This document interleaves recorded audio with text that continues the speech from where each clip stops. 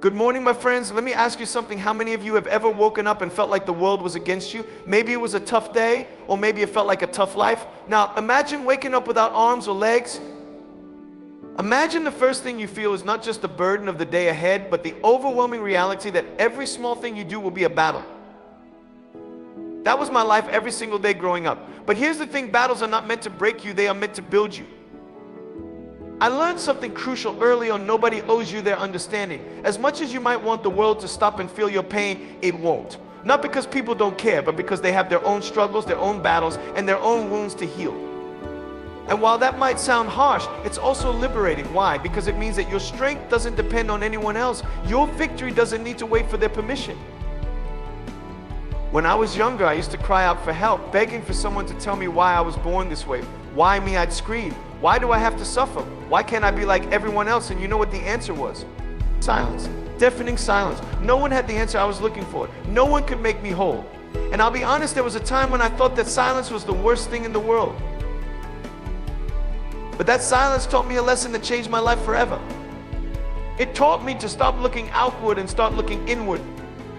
Here's the truth: your problems, no matter how heavy they feel, don't define you. What defines you is what you do about them. Do you sit and complain, hoping someone will come to your rescue? Or do you decide right now that you are stronger than the things trying to break you?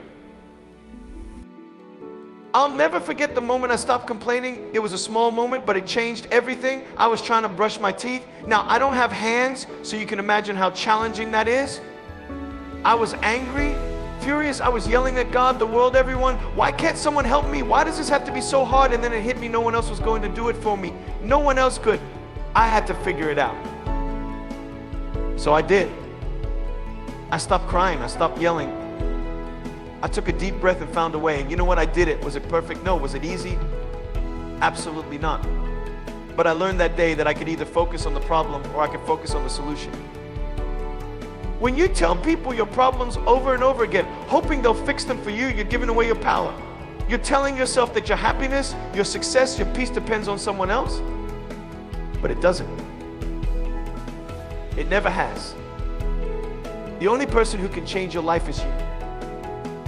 I know what some of you might be thinking, but Nick, you don't understand my situation. It's not fair. It's not my fault. And you're right, I don't know your situation. But let me ask you something. Does complaining about it change it? Does blaming others for your pain make it go away? The answer is no. Blame and complaints are chains that keep you stuck. And the longer you hold on to them, the heavier they become. When I stopped telling people my problems, something incredible happened. I started solving them. I started looking for ways to overcome instead of excuses to stay stuck. I stopped waiting for someone to save me and decided to save myself. And that's when I discovered a power I didn't know I had: the power to inspire, to encourage, and to lift others up. You see, when you focus on solutions instead of problems, you become a light in the darkness. People stop seeing you as a victim and start seeing you as a warrior. And warriors don't need pity, they inspire respect. So how do you stop the cycle? How do you break free from the habit of sharing your pain without progress? Here's the first step: take responsibility. Not for what happened to you, that's not always your fault, but for what happens next, that's entirely in your hands.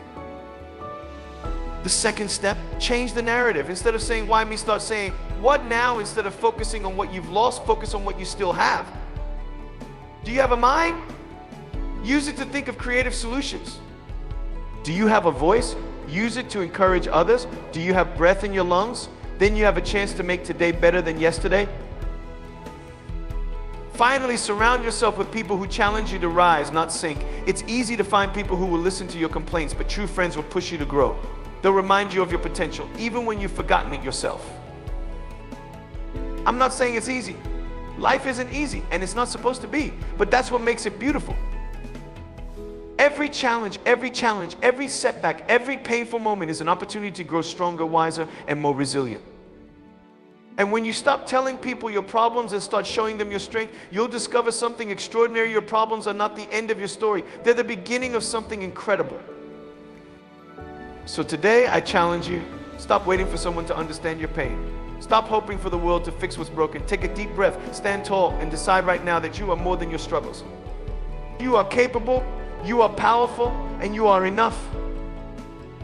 When I look back at my life, I don't see a series of tragedies. I see a journey of triumphs. I see a boy who thought he had nothing and a man who discovered he had everything he needed to succeed. And if I can do it, so can you. Remember, you are not your problems. You are your perseverance. You are your potential. And the world doesn't need your complaints. It needs your courage. So go out there and be unstoppable.